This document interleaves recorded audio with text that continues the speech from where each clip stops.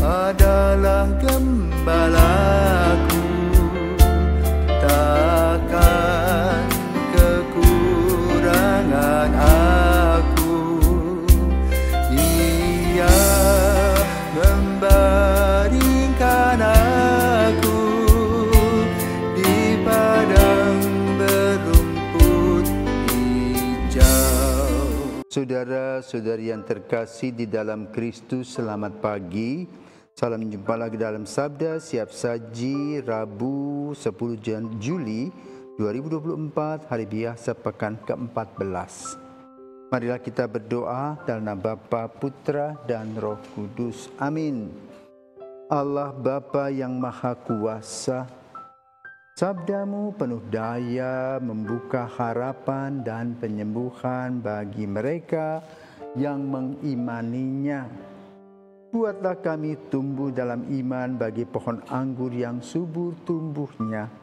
Dengan pengantaraan Tuhan kami, Yesus Kristus Putramu yang hidup dan berkuasa, bersama Dikau dalam persatuan Roh Kudus Allah sepanjang segala masa. Amin. Tuhan bersamamu dan bersama rohmu. Inilah Injil Yesus Kristus menurut Matius. Dimuliakanlah Tuhan. Pada suatu hari Yesus memanggil ke-12 murid-Nya dan memberi mereka kuasa untuk mengusir roh-roh jahat dan melenyapkan segala penyakit serta kelemahan. Inilah nama ke-12 rasul itu. Pertama, Simon yang disebut Petrus dan Andreas, saudaranya. Yakobus anak Zebedeus dan Yohanes saudaranya. Filipus dan Bartolomeus, Thomas dan Matius pemungut cukai, Yakobus anak Alfeus dan Tadeus, Simon orang Zelot dan Judas Iskariot yang mengkhianati Yesus. Ke-12 murid itu diutus oleh Yesus dan ia berpesan kepada mereka, janganlah kalian menyimpang ke jalan bangsa lain atau masuk ke dalam kota Samaria, melainkan pergilah kepada domba-domba yang hilang dari umat Israel. Pergilah dan wartakanlah kerajaan surga sudah dekat. Demikianlah sabda Tuhan, terpujilah Kristus.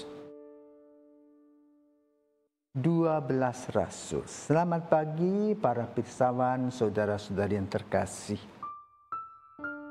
Semoga hari ini sehat. Mari kita juga pada hari ini berdoa dan bersyukur untuk Keuskupan Denpasar yang merayakan hari ulang tahunnya sebagai sebuah keuskupan. Pembicaraan Injil pada hari ini tentang 12. Kenapa 12? Kenapa enggak 13? 12 diambil dari anak-anak Israel atau Yakub. Yesus mengambil 12 orang untuk apa? Untuk menaruh di setiap sudut. Maka kalau kita perhatikan, ya, kita perhatikan mata angin. Ya. Mata angin itu dibagi-bagi. Demikian rupa seperti angka atau jarum jam. Ya, setiap jam ada pergantian. Dan 12 ini boleh katakan menjadi lengkap. Ada yang duduk di sisi kiri, kanan, utara, selatan, timur, barat, barat daya, ya, timur laut dan sebagainya. Apakah sebuah kebetulan Yesus memilih 12 rasul? Tidak. Tadi menggunakan tradisi yang ada angka 12, ya, ke-12-an. Kita perhatikan juga bintang Daud, ya, yang ada garis-garisnya sekitar 12. Itu pertama angka 12. Yang kedua, untuk apa dikumpulkan sekolah Yesus? Sekolah cinta kasih dan keadilan kuncinya. Nah, lalu apa yang dilakukan? Yang dilakukan adalah di sini disebutkan memberi mereka kuasa untuk mengusir roh jahat, menyiapkan segala penyakit serta kelemahan. Tadi berkatakan kekuatan surga adalah terang yang membawakan kepada kita kesehatan jiwa, raga, rohani, jasmani.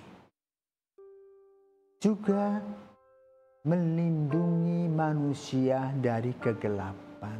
Kenapa? Allah menciptakan malaikat yang kemudian memberontak yang disebut Lucifer, dan dia mempunyai bala tentara melawan Allah, dan Allah yang menciptakan manusia sebagai citra itulah yang terlebih dahulu diserang untuk menyakiti hati Allah. Maka Yesus diutus sebagai putra Allah untuk mengusir roh-roh jahat dan segala macam kelemahan melalui doa, karya, dan sabdanya. Karena itu kita mengikuti apa yang dibuat oleh Yesus. Dan para rasul pun adalah saksi-saksi Kristus, di mana mereka dikumpulkan dari berbagai tempat dan situasi serta kondisi, seperti antara lain Matius yang dijemput Yesus di rumah cukai.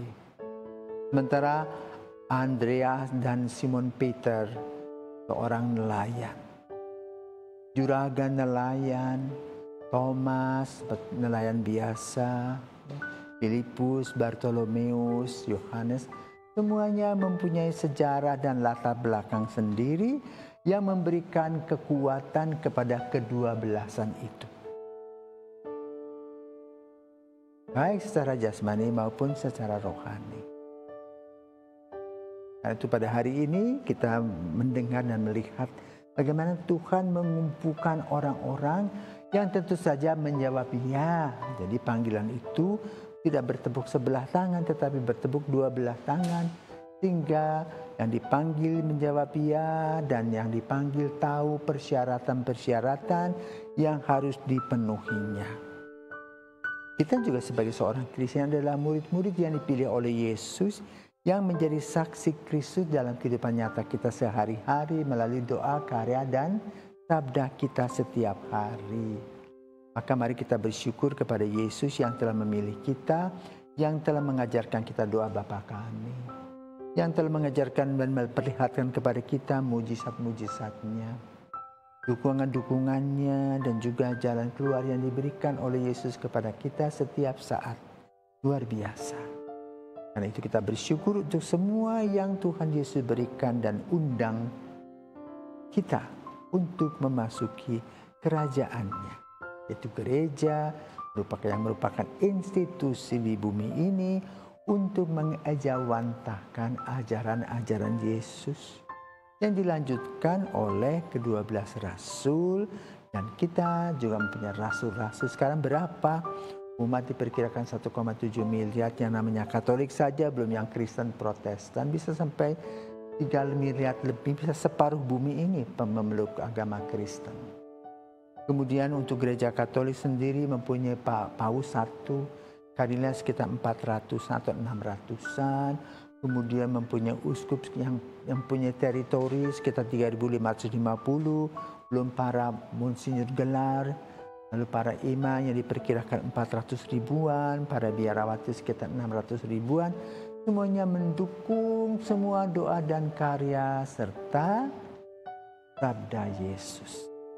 Dan khususnya keluarga yang disebut sebagai Ecclesia Domestica yang merupakan benteng dalam kehidupan nyata sehari-hari. Mereka lah yang mempersiapkan kader-kader masa depan gereja. Maka gereja atau Ecclesia Domestica, keluarga kecil di rumah itu harus mempunyai kekuatan sebagai saksi-saksi Kristus. Maka mari kita berdoa untuk keluarga-keluarga kita yang Tuhan panggil dengan caranya, yang mempersiapkan panggilan dan calon-calon pemimpin di hari esok. Semoga Tuhan selalu memberkati kita, Allah Bapa dan Putra dan Roh Kudus. Amin.